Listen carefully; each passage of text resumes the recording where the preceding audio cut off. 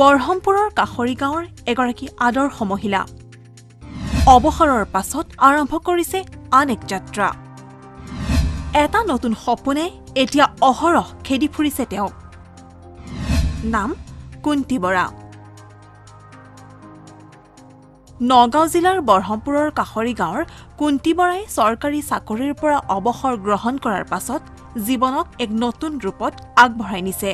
কেৱল নিজৰ সংসাৰ চলোৱাই নহয়, নিজ হাতেৰে ট্ৰেক্টৰ চলাই বিশাল পৰিসৰৰ কৃষিকাৰ্য আৰম্ভ কৰি সমাজৰ আগত এক উজ্জ্বল দৃষ্টান্ত স্থাপন কৰিবলৈ সক্ষম হৈছে তেওঁ। শুনক, ইয়াতকে সৰু দুখন ট্ৰেক্টৰ আছে, মই আপোনাক দেখুৱাম। কোৰ মাৰো আৰু মই মানে মেক্সিমাম কোৰ মাৰো, আপুনি নোৱাৰিব মোৰ লগত। মই কোৰ মাৰো, কিন্তু এতিয়া 65 ইয়াৰ্ছতো মোৰ ভাগৰ নালাগে, গতিকে কোৰ মাৰো। তাৰপিছত মই 67ত মই চাইকেল শিকিছিলোঁ, যেতিয়া ইয়াত মহিলা কোনোও নহয়। 84ৰ মোৰ লাইচেঞ্চ, মহিলাক দিবৰ কাৰণে 3 দিন MVI মোক ৰাখি থৈছিলে। তাৰপিছত মই গুৱাহাটীৰ পৰা বাজাজ ছুপাৰ কিনি আনিছিলোঁ, গম পাইছানে? আৰু মই দিল্লীৰ পৰা গাড়ী এখন কিনি পেলাই লৈ আহিছিলোঁ, নিজে চলাই। কথাটো গম পাইছানে? 67তেই মানে মটৰ গাড়ী চাওঁ, ঢকুৱা গাড়ী আৰু বাঁহৰ গাড়ী বহুত বনালোঁ, মানে নিজেই মুখেৰে ষ্টাৰ্ট কৰি। আৰু বাটত ৰৈ থাকিলে বহুত সময় মূৰত এখন গাড়ী আহে, কেনেকৈ চলালে। মোৰ কাৰণে এটা মানে সাংঘাতিক সপোন আছিলে। আৰু তাৰপিছত ধৰক মই আৰু সেই সপোন লাহে লাহে শেষ বয়সলৈকে মই ফিল আপ কৰি যাম। ধান, মাকৈ, বিভিন্ন পাচলিৰ খেতিৰ উপৰিও ফুলৰ বাগিচা আৰু ঔষধি গছ-গছনিৰে সমৃদ্ধ বাৰী এখন গঢ়ি কুন্তি বৰাই হৈ পৰিছে এতিয়া গাঁওখনৰ লগতে জিলাখনৰ বাবে এক আদৰ্শস্বৰূপ।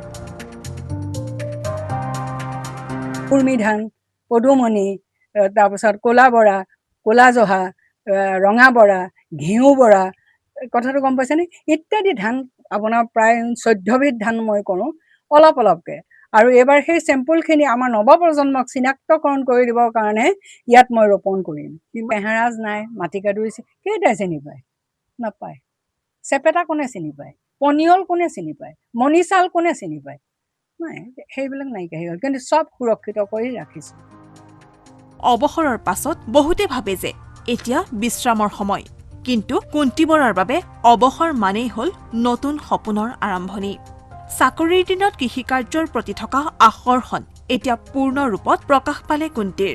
তেওঁ নিজৰ 12-14 বিঘা মাটিত আধুনিক কৃষি পদ্ধতিৰে বিভিন্ন ধৰণৰ ধান খেতি আৰম্ভ কৰিছে।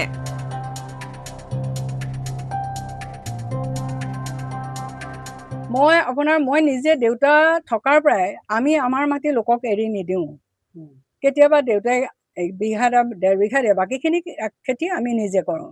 দেউতাৰ লগত মই বিশেষকৈ ৰোৱা তোলা, মাটিটোৰ উৰ্বৰতা কেনেকৈ থাকে, কেনেকৈ চিনি পায়, মাটি কেতিয়া হাল বাব লাগিব ইত্যাদি ইত্যাদি, এই গোটেই কথাবিলাক দেউতাৰ পৰা শিকিছিলোঁ। আৰু এতিয়া বৰ্তমান মই 11 বিঘা কৰোঁ খেতি। তাৰ মাজতে আপোনাৰ মগুমাহ কৰিলোঁ, আপুনি দেখি, আৰু মগুমাহ পালোঁ। মটৰ মাহ ধান কাটোতে সিঁচি দিছিলোঁ, মটৰ মাহ পালোঁ। সেয়া মটৰ মাহ আকৌ মই নিজেও খাইছোঁ, বেলেগকো খুৱাইছোঁ। ঠিক তেনেকৈ ধৰক ইটোৰ পিছত সেই ধনিয়া কৰিছোঁ, জলকীয়া কৰিছোঁ। জলকীয়া মই নিজে গুড়া কৰিম, মই ধনিয়া নিজে গুড়া কৰিম। আৰু সেইখিনি ধৰক কাৰোবাৰ কোনোবাই বিচাৰি আহিলে মই নিদিয়াকৈ নাথাকোঁ। মাকৈ আৰু বিভিন্ন প্ৰকাৰৰ পাচলিৰ খেতিও কৰে তেওঁ, কিন্তু কেৱল পৰম্পৰাগত খেতিতে সীমাবদ্ধ নাথাকি নিজৰ বাৰীখনক এক সৌন্দৰ্য আৰু স্বাস্থ্যৰ উৎস কৰি তুলিছে। আমাৰ বাৰীতে থকা শাক ফল-মূল কোনবিধ কেলছিয়াম, কোনবিধ আইৰণ, কোনবিধ আয়ডিন আছে, এই গোটেই কথাখিনি যদি তেওঁলোকক আমি প্ৰেক্টিকেলি বুজাই দিওঁ, তেওঁলোক সহজতে বোধগম্য হ'ব। আৰু তেতিয়া তেওঁলোকে সেইখিনিৰ ওপৰত কি হ'ব, মানে আত্মবিশ্বাস জন্মিব। কাৰণ তেওঁৰ যিটো স্বকীয়, আমাৰ যিটো সত্তা, আমাৰ যি সংস্কৃতি, সেইখিনিৰ পৰা কিন্তু মই আঁতৰি নাযাওঁ। কাৰণ মই বাহাদুৰি কৰোঁ আমাৰ সম্পদখিনিক লৈ। আৰু মই সদায় ভাবোঁ, এইখিনি যদি আমি আমাৰ অসমীয়া জাতিটোৱে ধৰি নাৰাখে, কোনে ৰাখিব? ফুলৰ বাগিচাৰেও চাৰিওফালে সুবাসিত কৰি নিজৰ বাৰীত বিভিন্ন ঔষধি গছ-গছনি ৰোপণ কৰি পৰিয়াল আৰু সমাজৰ বাবে এক স্বাস্থ্যকৰ পৰিৱেশ সৃষ্টি কৰিছে। নিজেই ট্ৰেক্টৰ চলাই কৃষিৰ বাবে পথাৰখনক উপযোগী কৰি তুলিবলৈ ৰাসায়নিক সাৰ ব্যৱহাৰ কৰাৰ উপৰিও জৈৱিক সাৰ ব্যৱহাৰ কৰি বিভিন্ন প্ৰজাতিৰ ধান, বিভিন্ন পাচলি উৎপাদন কৰি আহিছে কুন্তি বৰাই।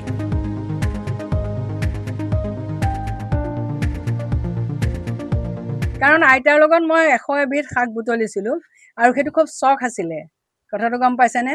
আৰু মাহেকে পষেকে কলখাৰ কেনেকৈ প্ৰস্তুত কৰে এইখিনি মই মোৰ ঘৰখনৰ পৰা পাইছিলোঁ। আৰু মোৰ যেতিয়া মই অলপ অলপ জনা হ'লোঁ, লাহে লাহে মই আপোনাৰ যিমান ঠাইলৈ গ'লোঁ সিমান ঠাইতে মই সেই বস্তুবিলাক মানে কাষ চাপোঁ, পৌৰাণিক মানুহবিলাক। কুন্তি বৰাই কৃষি কাৰ্যৰে নিজেই স্বাৱলম্বী হোৱাৰ উপৰিও আন 10জনকো দিছে সংস্থাপন। তেওঁৰ খেতি পথাৰ আৰু বাগিচা এতিয়া কৰ্মসংস্থানৰ এক ক্ষেত্ৰ হৈ পৰিছে।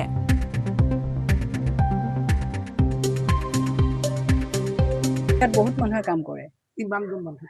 আপোনাৰ মোৰ ইয়াত কমেও 14-15 জন আছে, কিন্তু আপুনি সদায় আহিব নোৱাৰিব, তেওঁ আহিব। আপোনাক ভাগ কৰি দিয়া আছে, আপুনি এইকেইটাৰ লগত জড়িত, তেওঁ এইকেইটাৰ লগত জড়িত, নহ'লে বেয়া হ'ব আৰু নহ'লে তেওঁলোক আগবাঢ়িব নোৱাৰিব। আৰু গোটেইখিনি যদি কৰি দিয়ে, আমি ঘৰুৱা ৰন্ধা বঢ়া ল'ৰা ছোৱালীৰ বহুত চিন্তাত থাকোঁ, গতিকে চববিলাক কাম যাতে ঘৰখনত অশান্তি নোহোৱাকৈ কৰিব পাৰে সেই দিশটো মই বিৰাট লক্ষ্য কৰোঁ। সৰ্বজন বিদিত ইয়াত মই অকলে কৰি মই মুনাফা আদায়ৰ মোৰ টেনশ্যন নাই। মই সকলোকে দেখুৱাওঁ, বীজ কেইটামানো দি দিওঁ, আপুনি এইটো কৰিব। কোনোবাই তুলসী গছৰ সঁচ থয় নেকি? কোনোবাই টোক মাহৰ গছৰ সঁচ থয় নেকি? কোনোবাই হালিমৰ গুটি কোনোবাই এইবিলাক থয় নেকি? মই থওঁ। এই ভেকুৰী গুটি সঁচ থয় নেকি কোনোবাই? কিন্তু ভেকুৰী গুটিটো কিয় নাখায়? খাব জানিব লাগিব।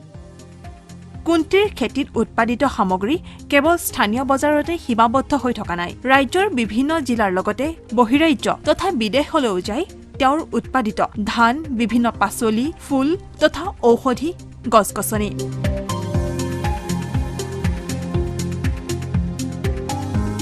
আপোনাৰ জাপানলৈ লৈ যায়, তাৰপিছত লণ্ডন গৈছে, আৰু তেওঁলোকে কুৰিয়াত পঠাবলৈ কয়।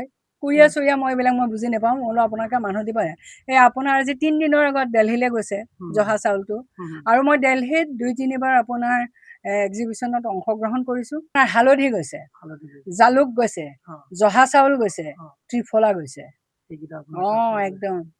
আৰু এই নিমখীয়া শিলিখাটো চাওক, শিলিখাৰ পৰা আমি খোজকাঢ়ি যাওঁ, কিন্তু শিলিখা কিমান? গুণগত মান আৰু স্বাভাৱিক পদ্ধতিৰে উৎপাদন হোৱা তেওঁৰ উৎপাদিত সামগ্ৰীবোৰৰ চাহিদা অধিক। এই সফলতাই প্ৰমাণ কৰে যে মনৰ দৃঢ়তা আৰু পৰিশ্ৰম থাকিলে বয়স কোনো কাৰণতে বাধা হ'ব নোৱাৰে। আনকি পুৰুষৰ সমানে মহিলাইও আগবাঢ়ি যাব পাৰে। তাৰে এক প্ৰমাণ হৈছে কুন্তি বৰা।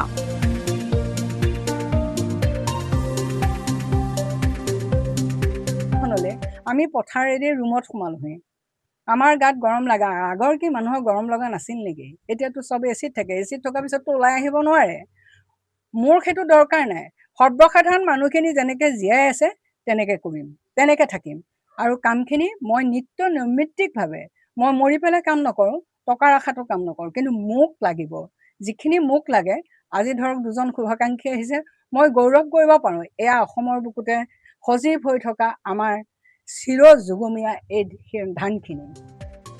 তেওঁৰ পথাৰত উৎপাদিত সামগ্ৰীৰে চিৰা, বিভিন্ন আচাৰ তথা পপকৰ্ণ পৰ্যন্ত প্ৰস্তুত কৰি বিক্ৰী কৰি আহিছে কুন্তি বৰাই। মই ইয়াত আমাৰ কৌটিকলীয়া পুৰণা দিনৰ পৰা চলি অহা এটা মাকৈ আছে, গোমধান। এটা আছে বহুৰূপী, এটা আছে কালাৰটো পাহাৰত হয়, সেইটো আনি মই ভৈয়ামত কৰিছোঁ। আৰু এজন মানে এগ্ৰিকালচাৰ ডক্টৰ গৌতম ভাগৱতীয়ে মোক ধুবুৰীৰ পৰা পপকৰ্ণ যিটো ফুটে, সেইটো তেওঁলোকৰ কৃষি বিভাগে উলিয়াইছিলে আমাৰ থলুৱাই, সেইটোৱে মই কৰিছোঁ। গোমধান আছে, তাৰপিছত আপোনাৰ জিকা আছে, তৰৈ আছে, ভোল আছে। অপৰ্যাপ্ত পৰিমাণে মই কৰিব নোৱাৰোঁ, কাৰণ মোৰ জেগাৰ অভাৱ। কোমোৰা আছে, ৰঙালাও আছে, আৰু ভেন্দি আছে, জলকীয়া আছে, আম আছে, কঁঠাল আছে, আৰু লিচু মই বান্দৰৰ পৰা ৰাখিব নোৱাৰোঁ। অমিতা আছে, অমিতা অলপ কাটিলোঁ, আৰু অমিতা মই থলুৱা পদ্ধতিৰে তলৰ পৰাই লাগি গৈ আছে। কুন্তি বৰাৰ এই যাত্ৰাই গ্ৰাম্য মহিলাসকলৰ বাবে এক শক্তিশালী বাৰ্তা বহন কৰিছে। তেওঁ দেখুৱাইছে যে অৱসৰৰ পাছতো জীৱন কেনেকৈ অৰ্থপূৰ্ণ কৰিব পাৰি। তেওঁৰ সফলতাই কেৱল পৰিয়াল আৰু গাঁৱৰ লোককে নহয় সমগ্ৰ অসমৰ মহিলা কৃষক সমাজক অনুপ্ৰাণিত কৰিছে তেওঁৰ এই অনন্য নিদৰ্শন সকলোৰে বাবে প্ৰেৰণাৰ উৎস হৈ ৰৈছে নগাঁৱৰ পৰা ৰকিবুল ৱাহিদৰ ৰিপৰ্ট ইটিভি ভাৰত অসম